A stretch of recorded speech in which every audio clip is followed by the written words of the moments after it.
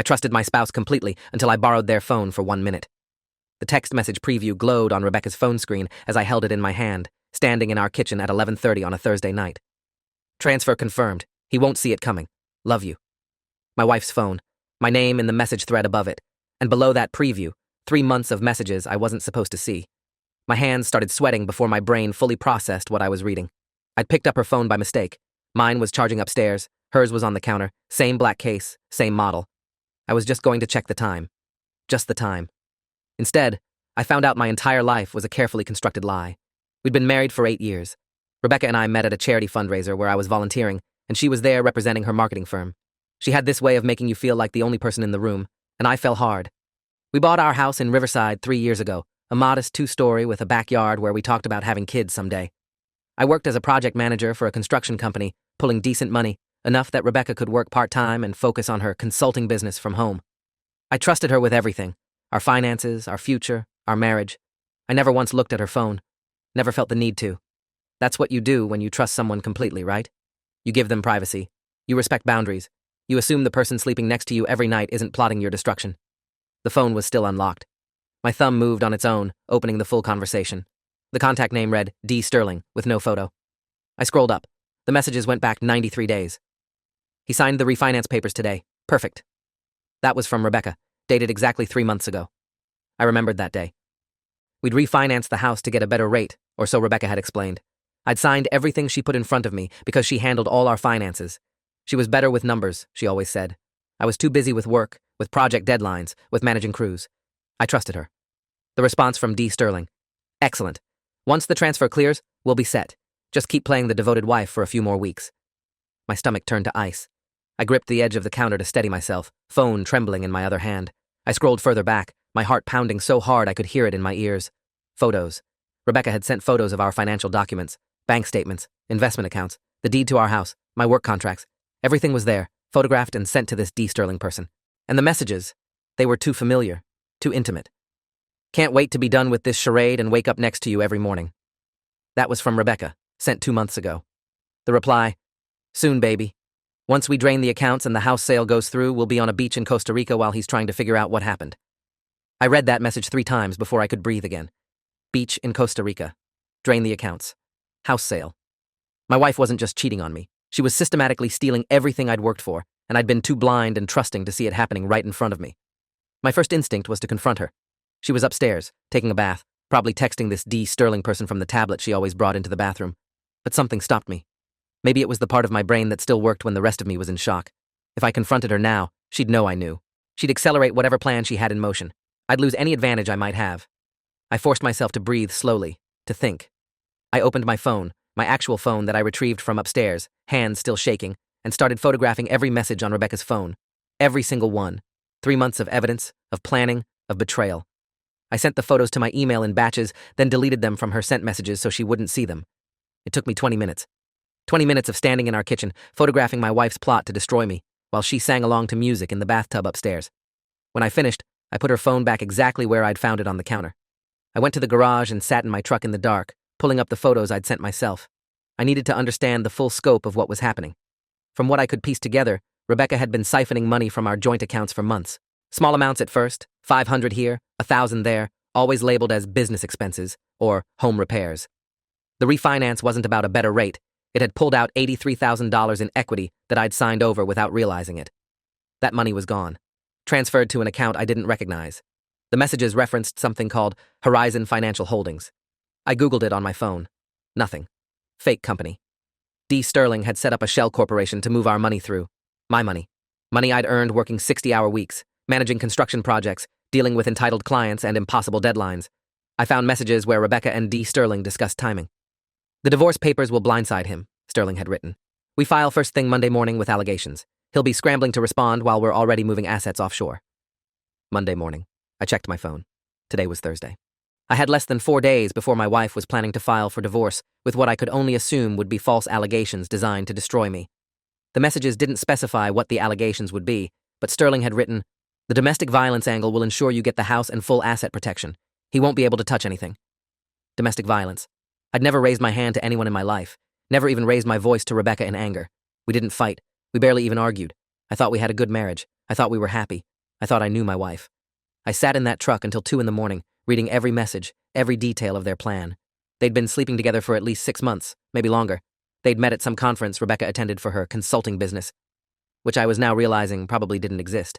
Sterling worked in finance, some kind of investment advisor, and he'd coached Rebecca through the entire process of stripping me of everything I owned. There were messages where they laughed about how trusting I was, how easy it had been to get me to sign documents without reading them carefully. He's so busy with work he barely pays attention to anything at home, Rebecca had written. It's almost too easy. Sterling's response. That's what makes him the perfect mark. When this is over, he won't even know what hit him. The perfect mark. My wife thought of me as a mark, a target, a victim to be exploited. Friday morning, I called in sick to work. I never called in sick. My crew chief, Anthony Reeves, sounded concerned when I told him I had a stomach bug and wouldn't be on site. You sure you're all right? He asked. You never miss a day. I assured him I'd be fine by Monday, then spent the morning researching lawyers. I couldn't just go to any lawyer. I needed someone who specialized in fraud, in hidden assets, in the kind of systematic theft Rebecca and Sterling had orchestrated. I found a firm downtown, Brennan and Associates, that focused on complex divorce cases with financial misconduct. The receptionist squeezed me in for a 3 o'clock appointment that afternoon. I told Rebecca I was going to check on a job site. She kissed me on the cheek and told me she loved me. I looked into her eyes and saw nothing but the same warmth and affection I'd always seen. How had I missed this? How had I been so completely deceived by someone I slept next to every night? The lawyer's office was on the 14th floor of a downtown building with floor-to-ceiling windows overlooking the city. Margaret Brennan met me herself, a woman in her mid-50s with sharp eyes and an intensity that made me feel like she could see right through any bullshit.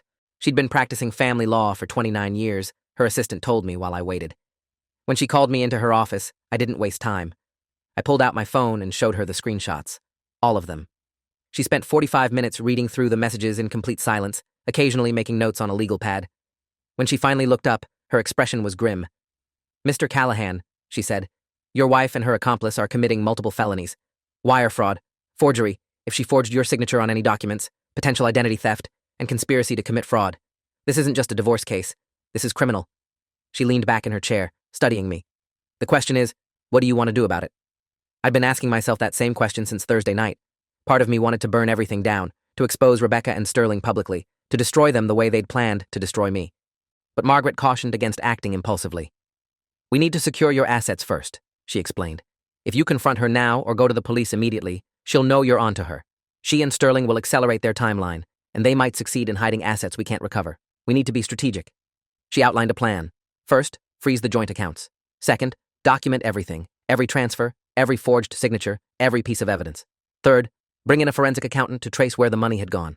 Fourth, once we had ironclad evidence and asset protection in place, then we'd bring in law enforcement. I'm going to refer you to someone, Margaret said, writing a name on her notepad. Detective Lawrence Mitchell, Financial Crimes Division. He's handled cases like this before, but we need our ducks in a row before we involve him. I left her office with a retainer agreement signed and a plan in motion.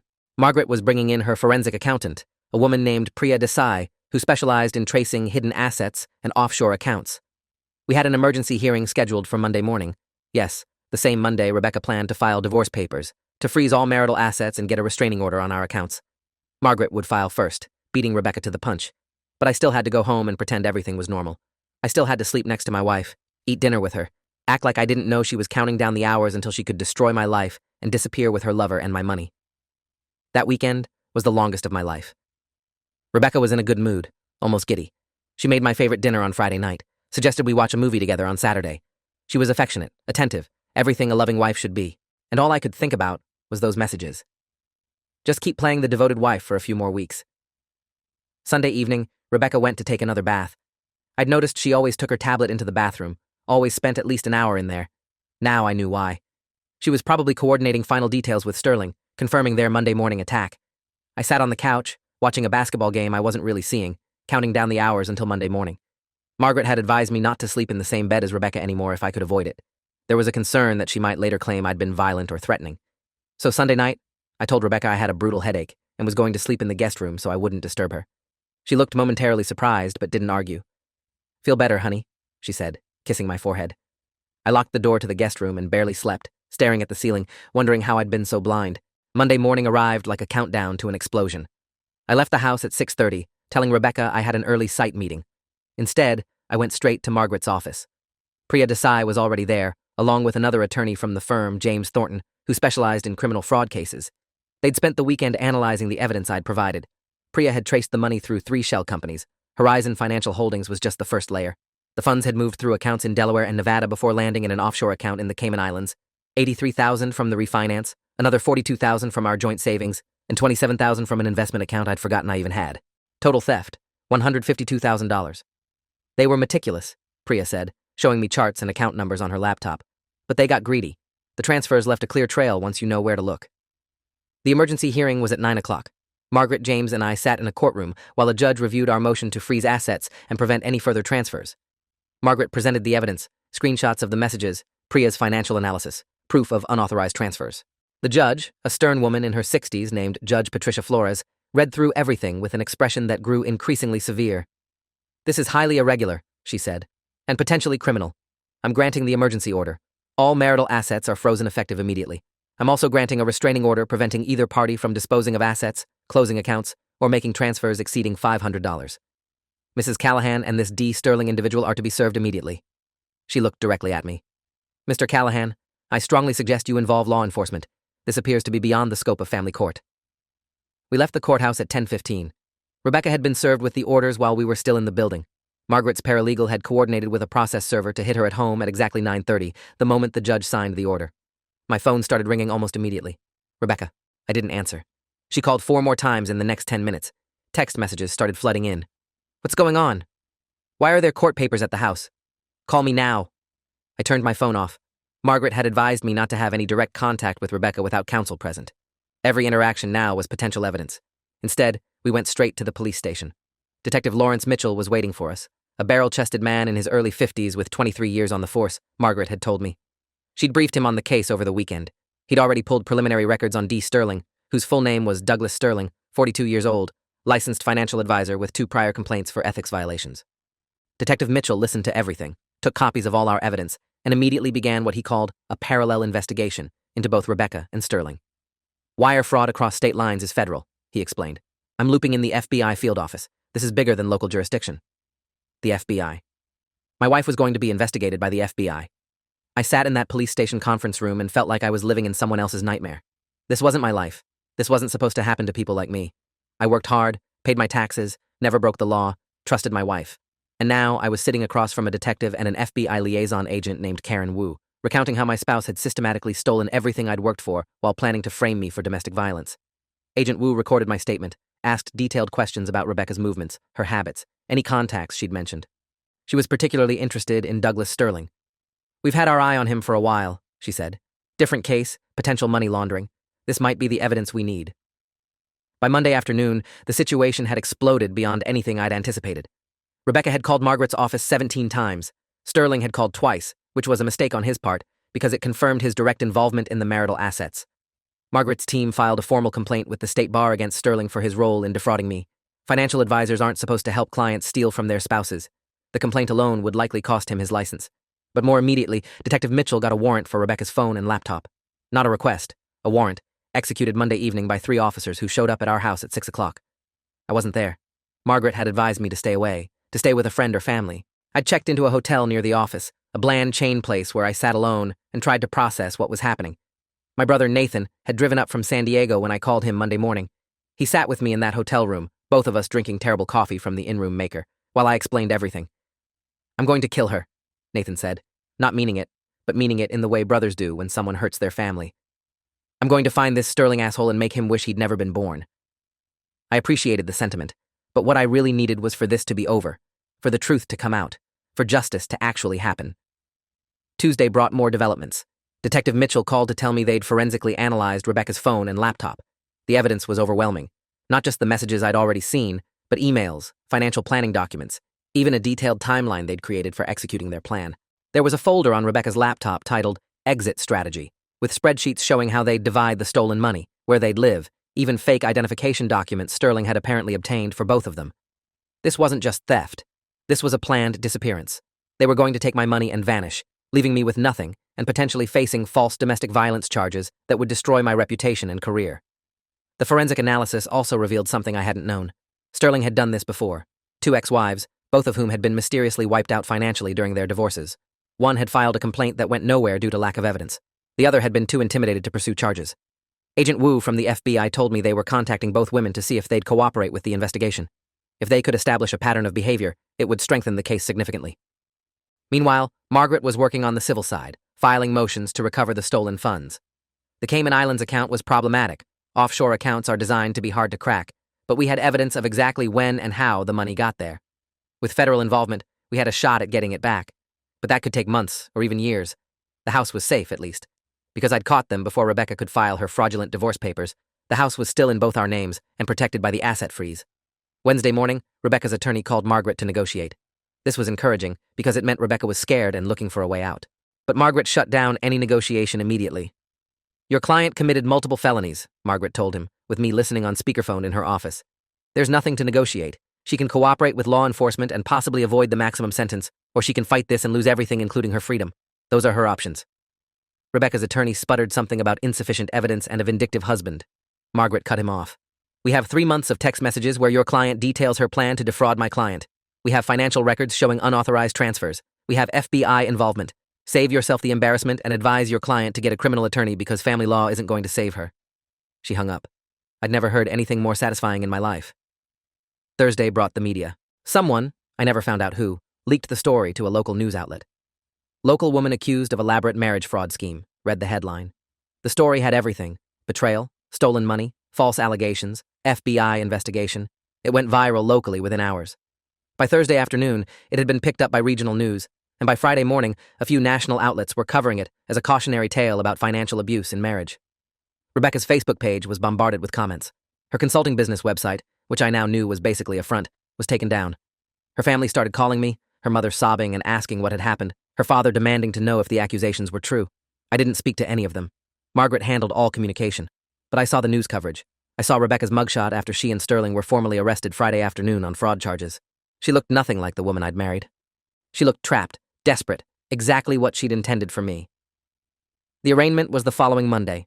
Rebecca and Sterling were both charged with wire fraud, conspiracy to commit fraud, identity theft, and forgery. Sterling faced additional charges related to his role as a licensed financial professional. The prosecutor, an assistant district attorney named Victoria Hayes, with 15 years in white-collar crime, laid out the case in detail during the hearing. She had all the evidence Margaret and I had provided, plus additional evidence the FBI had uncovered, including communications between Sterling and his contacts about setting up the fake IDs and offshore accounts. The judge set bail at $50,000 for Rebecca, $100,000 for Sterling given his prior ethics violations and flight risk. Rebecca's family posted her bail. Sterling sat in jail for 3 days before someone posted his. I watched all of this from the gallery, Nathan sitting next to me, Margaret on my other side. I watched my wife of 8 years, the woman I'd trusted completely, stand before a judge and plead not guilty to charges that we all knew she was absolutely guilty of. The civil divorce case moved in parallel. Margaret filed on grounds of fraud and irretrievable breakdown of the marriage. There was no defense. Rebecca's criminal attorney advised her to accept any reasonable settlement because fighting would only create more evidence for the criminal trial. We negotiated through attorneys. Rebecca would quit-claim the house to me entirely. She would relinquish any claim to my retirement accounts, my business assets, anything in my name. In exchange, I wouldn't pursue additional civil damages beyond what the criminal restitution would cover. It wasn't mercy. Margaret advised that pursuing both criminal restitution and civil damages would be redundant and might actually delay recovery of the stolen funds. This way, once the criminal case resolved, the restitution order would be enforceable, and we could start the process of recovering the money from wherever Sterling had hidden it. The divorce was finalized in 60 days, uncontested. 8 years of marriage ended with a judge's signature on a document I barely read. The criminal trial took longer. 8 months from arrest to trial, during which I tried to rebuild my life. I moved back into the house, but it didn't feel like home anymore. Every room reminded me of her, of the lies, of how completely I'd been fooled. I threw out everything she'd left behind, clothes, books, photos, all of it went to donation or trash. I repainted the bedroom, replaced the furniture, tried to make it feel like a different space. Work became my refuge. Anthony and the crew never asked for details, just welcomed me back and kept me busy with projects. I threw myself into work, taking on extra contracts, staying late at job sites, anything to avoid going home to an empty house filled with ghosts of a marriage that had never really existed. Nathan checked on me weekly, driving up from San Diego, or calling to make sure I was eating and sleeping and not doing anything destructive. I wasn't. I was just existing, waiting for the trial, waiting for some kind of closure. The trial lasted 3 weeks. The prosecution called me as their first witness. I sat on that stand and recounted everything: the phone, the messages, the discovery, the betrayal. Defense attorneys for both Rebecca and Sterling tried to paint me as a controlling husband who'd driven Rebecca to seek financial independence, but it fell apart under cross-examination. Margaret had coached me well. When Rebecca's attorney asked if I'd ever monitored her phone before, I said no, explained that I'd picked it up by accident and seen the messages. When Sterling's attorney suggested I'd fabricated the evidence, the prosecution introduced the forensic analysis from Rebecca's seized devices, showing the same messages, time-stamped, and authenticated. You can't fake forensic evidence from a device seized by law enforcement. The jury saw through the defense strategy immediately. I could see it in their faces. They weren't sympathetic to Rebecca or Sterling. They were disgusted. Other witnesses included Priya Desai, who walked the jury through the financial trail in excruciating detail, showing exactly how the money had been stolen and moved. Detective Mitchell testified about the investigation. Agent Wu described the FBI's involvement and the discovery of Sterling's prior pattern of behavior. Both of Sterling's ex-wives testified, describing how he'd systematically drained their assets during their divorces. One of them broke down crying on the stand, saying she'd lost everything and spent years rebuilding her life. The pattern was clear and damning. Rebecca took the stand in her own defense, which Margaret later told me was a catastrophic mistake. Under cross-examination, she contradicted herself repeatedly, claimed she'd been manipulated by Sterling, but couldn't explain the messages where she'd clearly been an active participant in planning the fraud. She claimed to still love me, that she'd made a mistake, that she wanted to make things right. The prosecutor asked her if making things right included framing me for domestic violence. Rebecca had no answer. The jury deliberated for 6 hours. Guilty on all counts. Both of them. Rebecca sobbed when the verdict was read. Sterling sat stone-faced, staring straight ahead. Sentencing was scheduled for 6 weeks later. The prosecution recommended 12 years for Sterling given his prior pattern and leadership role in the scheme. 10 years for Rebecca. The defense pleaded for leniency, citing Rebecca's lack of criminal history, her cooperation with the asset recovery process, her remorse. The judge, a different judge from the arraignment, a man named Judge Arthur Brennan, who'd presided over financial crimes for 30 years, was unmoved. He sentenced Sterling to 15 years in federal prison and ordered him to pay restitution of $230,000, more than what he'd stolen from me because of the damage to his ex-wives. Rebecca received 8 years and joint restitution responsibility. She'd serve her time in a federal facility in California. Sterling was sent to a facility in Texas. They'd never see each other again. When the bailiff led Rebecca out of the courtroom in handcuffs, she looked back at me once. I met her eyes. I felt nothing. The asset recovery took another year. Working with the FBI and international financial investigators, we traced and recovered $138,000 of the $152,000 stolen. The remaining $14,000 had been spent on various expenses: travel, hotels, gifts Sterling had given Rebecca, legal fees for setting up the shell companies. It was gone. But I got back most of it, plus my house, my retirement accounts, my life. The restitution order meant Rebecca and Sterling would be paying back the missing amount for years after they were released, their wages garnished until the debt was satisfied. Sterling's financial advisor license was permanently revoked. He'd never work in finance again. Rebecca's mugshot and name were forever associated with fraud, with betrayal, with crime. Neither of them would ever rebuild the lives they'd tried to steal from me. That knowledge didn't make me happy, but it felt like justice. It felt like the scales had balanced. A year after the sentencing, I sat in my backyard on a Sunday afternoon, drinking coffee and watching birds at the feeder I'd installed. The house felt like mine again. I'd made it mine. New furniture, new paint, new memories that had nothing to do with Rebecca or that nightmare period of my life. Nathan had helped me renovate the kitchen, tearing out the cabinets where I'd first picked up Rebecca's phone and seen those messages. Everything about that night was gone now, physically removed from the house. I'd started dating someone new, a woman named Claire who worked in HR at one of the contractors I partnered with. She knew my story. Everyone who Googled my name knew my story. But she didn't treat me like a victim or a cautionary tale. She treated me like a person who'd survived something terrible and come out stronger. We were taking things slow, both of us cautious about trust, about vulnerability, about letting someone in. But it felt right in a way nothing with Rebecca ever had. Rebecca had been a performance. Claire was real. I still thought about it sometimes, usually late at night when I couldn't sleep. Not about Rebecca specifically, but about trust, about how completely someone can deceive you, about how I'd slept next to a person for 8 years and never suspected she was capable of such calculated cruelty. Margaret had told me once, during the worst of it, that the best con artists make you feel safe. They make you feel loved. They exploit the very qualities that make you a good person: trust, generosity, belief in the best of others. Rebecca had been a con artist. I'd been the mark, the perfect mark, as Sterling had said. But I wasn't perfect anymore. I was careful now. I verified. I questioned. Some would call that damage, and maybe it was. But it had also saved me. That one accidental moment, picking up the wrong phone, seeing those messages, it had saved my entire life. If I'd picked up my own phone that night, if I'd never seen those messages, Rebecca and Sterling would have executed their plan. I'd have been served divorce papers with false allegations, watched helplessly as they drained everything, ended up broke, and possibly facing criminal charges based on her lies. The phone. It always came back to the phone. 1 minute of borrowed time, one accidental glance at a screen that wasn't meant for my eyes, and everything had unraveled. Not my life. Their plan. Their perfect crime. Sometimes I wondered what would have happened if I'd confronted Rebecca that night instead of documenting everything. If I'd let emotion override strategy. They probably would have accelerated their timeline, and I might have lost everything anyway. But I didn't. I'd stayed calm. I'd thought strategically. I'd trusted Margaret, trusted the process, trusted that the truth would eventually win. And it had. The truth had destroyed them more thoroughly than any revenge I could have planned. That's what Rebecca and Sterling had never understood. They'd been so focused on their scheme, so confident in their ability to deceive and manipulate, that they'd never considered what would happen if they got caught. They'd never planned for the possibility that the perfect Mark might fight back.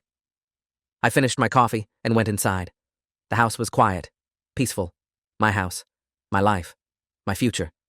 Rebecca was serving year 2 of her 8-year sentence. Sterling was in year 2 of 15. They'd both be middle-aged when they got out, their lives permanently marked by their crimes, their opportunities limited by their felony records. I'd be here, living the life they'd tried to steal. That wasn't revenge. That was justice. And justice, I'd learned, was better than revenge. Revenge is emotional, temporary, hollow. Justice is systematic, permanent, satisfying in a way revenge can never be. I didn't need to hurt them. The truth had done that for me. The legal system had done that for me. All I'd had to do was trust the process and tell the truth. Everything else had followed inevitably, like dominoes falling, each piece of evidence leading to the next, until the entire structure of their deception had collapsed. If someone had told me a year ago that I'd survive this, that I'd rebuild my life and find peace again, I wouldn't have believed them. That night in the kitchen, reading those messages, I'd felt like my world was ending. In a way it was. The world I'd believed in, the marriage I'd thought was real, the trust I'd placed in another person, all of that had ended. But something else had begun. A clearer understanding of who I was, a sharper awareness of what mattered, a rebuilt life on foundations that were actually solid, not the false certainty I'd mistaken for stability. Rebecca had tried to destroy me. Instead, she'd forced me to become someone stronger. Someone who trusted, but verified. Someone who believed in people, but didn't assume they were incapable of betrayal. Someone who'd learned that the hardest lesson life can teach, that the person you trust most might be the person you should fear most. The birds at the feeder scattered as a neighbor's cat prowled past. I watched them regroup, return cautiously, resume their routine. Life goes on. Even after betrayal, after fraud, after everything falls apart, life goes on. You rebuild, you adapt, you learn to trust again, but differently, with your eyes open and your guard up. Not cynically, but wisely. There's a difference. I wasn't bitter. Bitter would mean they'd won, that they'd permanently damaged my ability to connect with others. I wasn't going to give them that victory. I was cautious, yes, careful, absolutely. But I was still capable of trust, of love, of building a life with another person. Just not blindly anymore. Never blindly again. That 1 minute with her phone had taught me that lesson permanently. Trust, but verify. Hope, but protect yourself. Love, but keep your eyes open. These weren't cynical principles. They were survival strategies in a world where people you love can betray you with smiles on their faces and poison in their hearts. I called Nathan that evening, just to talk. He'd been my rock through all of this, driving up every weekend during the worst of it, sitting with me in courtrooms, helping me demo the kitchen, never once saying, "I told you so," even though he'd had reservations about Rebecca from the beginning. He'd never liked her, I realized in retrospect. He'd been polite, cordial, but never warm. Something's off about her, he'd told me once years ago, after a Thanksgiving dinner. I'd dismissed it as brotherly protectiveness. Turns out his instincts had been right. "You doing okay?" he asked when he picked up. I looked around my quiet house, at the life I'd rebuilt from the ashes of deception, and I realized I was. I was doing okay. Better than okay, actually. I was free. Free from lies, from manipulation, from a person who'd viewed me as a target rather than a partner. "Yeah," I told Nathan. "I'm doing all right." And I meant it. The story made occasional rounds on social media, usually in forums about financial abuse or marriage fraud. People would share it as a cautionary tale, a warning about prenups and separate finances and watching for red flags. I didn't engage with any of it. My name was public record from the trial, but I didn't comment on threads or correct misinformation. I just let it exist out there, a story about what can happen when you trust blindly and what can happen when you fight back intelligently. Some people criticized me for not seeing the signs earlier. Others praised me for how I'd handled the situation once I knew. Both reactions missed the point. I wasn't a hero or a fool. I was just someone who'd trusted his wife, discovered that trust was misplaced, and responded strategically rather than emotionally. That's all. The fact that it worked out, that I got justice and recovered most of my assets, was partly skill and partly luck. If I'd picked up my phone instead of hers that night, none of it would have mattered. That's what haunted me sometimes. in quiet moments. The randomness of it all. How close I'd come to losing everything because of a simple mistake. Her leaving her phone on the counter, me picking it up thinking it was mine, the message preview appearing at exactly the right moment. If any of those variables had been different, if she'd taken her phone upstairs, or if the message had come 5 minutes later, or if I'd noticed the case difference before unlocking the screen, I never would have known. I'd have been blindsided by divorce papers, by false allegations, by asset seizures, and I'd have been fighting from a position of weakness instead of strength. That thought kept me up some nights, not with regret or fear, but with a kind of existential vertigo. Your entire life can pivot on seconds, on coincidences, on accidents. Mine had pivoted on borrowing a phone for 1 minute, but I was here now, on the other side of it. Rebecca was in federal prison.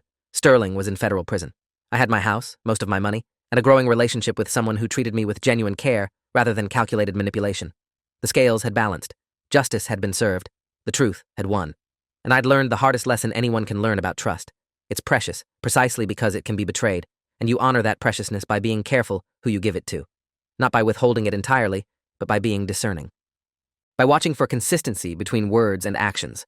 By trusting your instincts when something feels off, even if you can't articulate why. Nathan had felt that something was off about Rebecca. I'd ignored it. I wouldn't make that mistake again. The sun was setting over the backyard, painting the sky in shades of orange and purple. Beautiful, peaceful, mine. This life, this house, this future, mine. Not stolen, not compromised, not shared with someone plotting my destruction, just mine. And maybe someday Claire's too, if things continued the way they were going. But even if they didn't, I'd be fine. I'd learned I could survive betrayal. I'd learned I could fight back and win. I'd learned that justice, while slow and imperfect, can still arrive if you're strategic and patient and trust the system. Those were valuable lessons, even if they'd come at a terrible cost. I wouldn't wish that experience on anyone, but having gone through it, having survived it, I was stronger for it. Wiser. More cautious, but not broken. Still capable of trust, just more selective about where I placed it. Rebecca had thought she was stealing my future. Instead, she'd given me clarity. She'd stripped away the illusion of perfect trust and replaced it with something more valuable. Realistic trust, earned trust, verified trust. The kind of trust that can actually last because it's not based on blind faith, but on consistent behavior and proven character. That's what I had with Claire now, building slowly, both of us aware of how badly trust can be broken, and therefore treating it with the care it deserves. That's what I had with Nathan, my brother, who'd never let me down. That's what I had with Margaret and her team, professionals who'd fought for me when I had no fight left. Trust wasn't dead. It was just refined, purified, made stronger by being tested. And that, ultimately, was Rebecca's greatest failure. She'd tried to destroy me, and instead she'd taught me how to be unbreakable. I trusted my spouse completely until I borrowed their phone for 1 minute. That 1 minute changed everything. It exposed lies, revealed theft, unraveled a scheme, and saved my life. And now, sitting in my backyard watching the sunset, I understood something Rebecca never had. Trust isn't weakness, and betrayal isn't strength. Trust is the foundation of civilization, and betraying it comes with consequences. She'd learned that in a federal courtroom. Sterling had learned it in a prison cell. I'd learned it in a kitchen, holding a phone that wasn't mine, reading words that weren't meant for me, discovering that the person I loved most was the person I should have feared most. But I'd survived. I'd fought. I'd won. And that made all the difference. If you enjoyed this, you'll definitely want to see the next ones too. So subscribe now, and let me know your take in the comments.